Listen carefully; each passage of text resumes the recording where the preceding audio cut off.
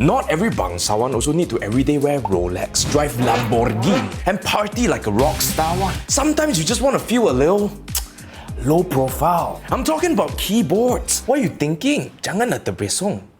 Today, we are reviewing the CORSAIR K100 Air Wireless to see if it's the right kind of low profile for you. Wow. This spacebar really is naggier than Elaine. Disclaimer, this keyboard was sent over by CORSAIR for this review, but as usual, we do reserve our right to an unbiased opinion because nobody can tell me what to do and switch me off. That's what she said. Hey, that's not a good thing. Anyways, if you feel like buying this keyboard after you watch this review, not before, feel free to check out the links in the description because it will support us to make more content like this and it won't cost you anything extra. So, #support local. To be honest, I don't really have a preference for low-profile keyboards over the full-size ones, but if you're moving from a normal keyboard to something like this, it will take you a few days to get used to it before you can form an actual opinion about whether or not it's your cup of coffee. So this CORSAIR K100 Air Wireless will set you back $279.99 US or 1,449 ringgit, which to be honest is a little pricey. For context, the Razer Deathstalker V2 Pro will set you back $220 US, while the Logitech G915 will set you back $250 US, which are both slightly cheaper than this one. In terms of aesthetics, the K100 Air Wireless has a chassis that is metal on top with a black brush finish and a plastic bottom with a cool printed Corsair triangle pattern with two adjustable rubber feet along with a long rubber strip below. It's not the most stable design, but it doesn't move much when you're actually using it, so that's good enough. The keyboard body is really thin and even thinner than your average smartphone and feels pretty light at 780 grams, which makes it quite portable even as a full-sized keyboard. But I think that it would make more sense if this was like 65% or TKL. The build quality is pretty good except for a tiny bit of flex in the middle right here. I personally wouldn't mind if they made this a little bit heavier or full metal to get rid of that flex. There are actually dedicated media keys and a volume roller on the right, as well as hotkeys and special keys on the left side, which is definitely handy to have. And in the middle, you get useful LED indicators to let you know if the battery is full or like it's dying and what kind of connection you're actually using the keyboard with. Now, the star of the show is definitely that new Cherry MX Ultra low profile tactile switch.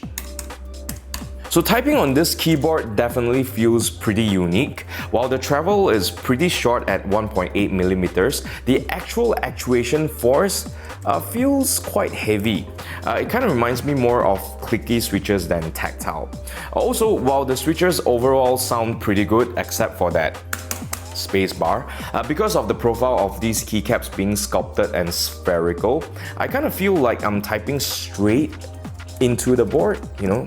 Like, I kind of wish that the keycaps would be made a little thicker. One thing to note is that due to the low profile nature of these switches, having sculpted keycaps is probably unavoidable, or else you'll be more prone to typing mistakes. So one thing to note is that CORSAIR doesn't recommend that you remove the keycaps because of how they are actually mounted to the switches. I kind of missed out on that memo and removed a few of these keycaps to shoot these beautiful crispy B-rolls. While doing that, I kind of messed up a few of the switches and it took a little fiddling to get them to work just right again, so there's that. Honestly, I kind of feel like this is a weird design oversight because anybody who spends this kind of money on a keyboard is gonna be curious about taking a peek under the hood to see just how CORSAIR makes this keyboard this thin. Hey CORSAIR, I know you are premium lah, but can you not be like the fruit brand? Like I mentioned, the keycaps as well as the switches are not swappable. The only thing you can customize is, of course, well, the per key RGB. And on the bright side, I must say, this is some of the brightest and also most impressive per key RGB that I've ever seen. I'm talking about full tom yum tambah pedas, RGB all day kind of stuff. Look at that, look at that. How can you not buy this keyboard just for this RGB? In terms of connectivity, this keyboard has Bluetooth, of course, for your phones, iPads. Don't know, iPads cannot because it's not Fruit branded layout. Also maybe smart TVs that have Bluetooth connectivity so that you can type Netflix searches much faster. And of course, they have their proprietary slipstream wireless technology that's supposed to be low latency and has a range of 10 meters. But why would you need a range of 10 meters? Unless you're a bangsawan like me or Azrai and your gaming room is huge. Your TV is 100 inch, very far away, and you need to make the distance. I will go the distance. Like that, right?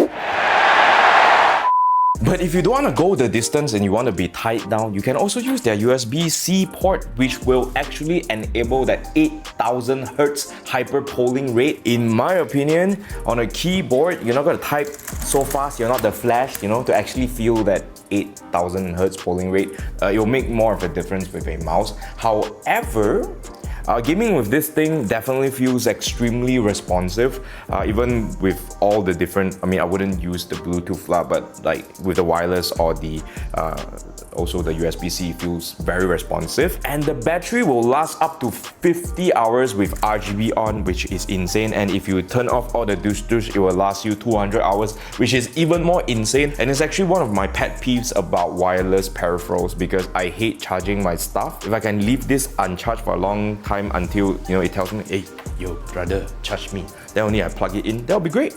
That's one of the reasons why I don't like smartwatches. Every day I have to charge. Every 2 days I have to. Who got the time? I got things to do, Then worry about this. Charge, don't charge. Anyways, for your reference, here's a typing test.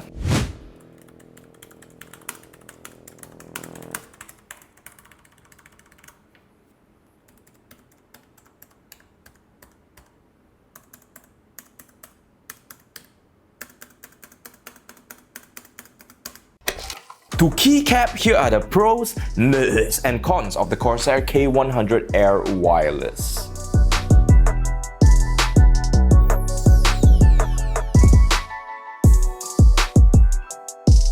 I give this keyboard a hashtag cheap buy, slimmer than a papan but still very fun to tekan.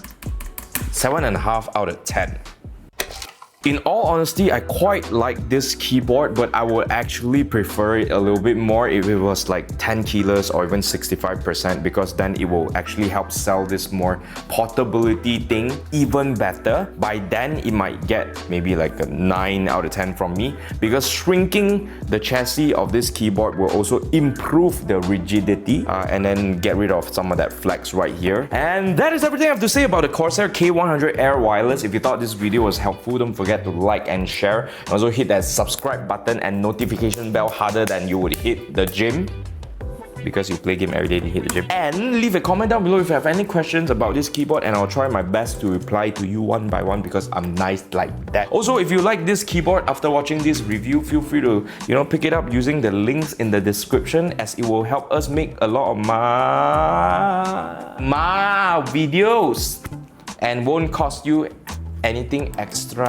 It really costs you anything. They won't, right? Cost them anything extra? Yeah, it won't. Better not. And also, if you like this face, don't forget to follow us on Facebook, TikTok, and also Instagram to see more shenanigans from the Mob House crew. Again, my name is Bangsawan Shane, and I will see you in the next one. Or 2, or 3. Just keep watching lah, because I know you have nothing better to do one lah. Not true, man? Long time didn't do comment section already. I also miss you all a little bit. So this is the ASMR unboxing of the ROG Strix RTX 4080 OC. Okay.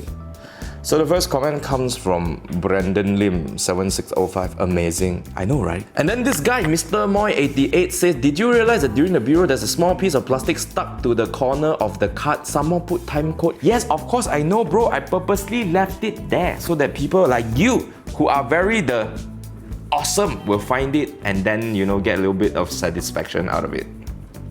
You're welcome. Flaming Q says that was a hilarious watch. Thanks, my brother. My Amihai says that, by the way, is that silver bracelet from Clock and Colors? Yes! Finally, got somebody approve of my fashion choices. And finally, we got Mr. Batesville who said, I enjoyed this one. Kuya, let's go, brother. Thank you for all your comments. I try to read every single one of them because you all put in so much effort to comment. I'll put in so much effort to reply.